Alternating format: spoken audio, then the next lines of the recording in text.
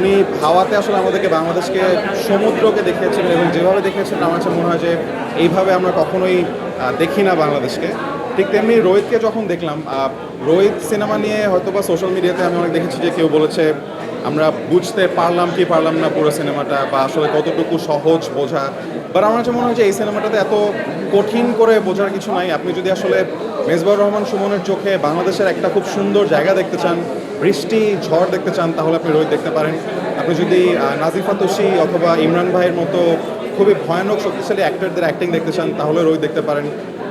অথবা জাস্ট খুব সুন্দর একটা পিওর ভালোবাসার গল্প দেখতে চান, তাহলে আপনি রোহিত দেখতে পারেন। সো আমি আসলে একদম ফার্স্ট টু লাস্ট প্রতিটা ফ্রেম খুবই এনজয় করেছি।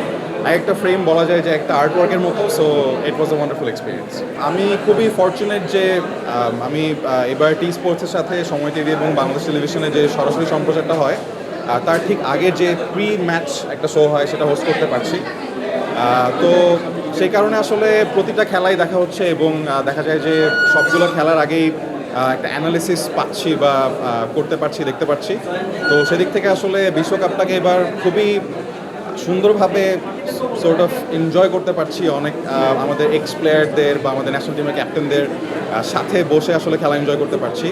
সো ব্রাজিল আর্জেন্টিনা বা এই যুদ্ধের মধ্যে আমি যাব না।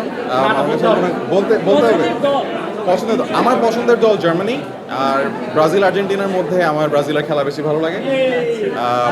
আজকে থেকে আসলে ব্রাজিলের খেলা রাত 4টার সময় ব্রাজিলের খেলা। আমার কাছে মনে হয় আজকে থেকে আসলে বাংলাদেশে বিশ্বকাপের উন্মাদনাটা শুরু হবে পুরোপুরিভাবে, এবং সেটার জন্য পুরো বাংলাদেশের অনেক মানুষ ওয়েট করে আছে, আমি ওয়েট করে আছি। সো এখন গিয়ে এখান থেকে আসলে চলতে যাবো। So it's a wonderful feeling. But আমি চাই যে আসলে ব্রাজিল আর্জেন্টিনা দুটো দলই খুবই ভালো খেলুক এবং সবাই বিশ্বকাপকে খুব জেফার কোন এই প্রশ্নের উত্তর জেফারেরই দেওয়া উচিত। না, এটা নিয়ে কোনো ঝামেলা হয় না। এটা নিয়ে কোনো ঝামেলা, কারণ আমি জার্মানি। বাট আমার কাছে মনে হয় যে জেফার মোটামুটি, মানে যেমন আজকে সকালে খেলা দেখতে বসছিলাম, সো ও খালি খেলা দেখতে বসে বলছে যে মেসি খেলতেছে নাকি খেলতেছে না। সো এটা আর্জেন্টিনার খেলা ছিল না, সো এটা নিয়ে আমরা একটা হাসাহাসি করছি। বাট ও খুবই সিম্পল মানুষ, ও আসলে ফুটবল খেলা দেখতে বসলে ভালো খেলা দেখলে এনজয় করে।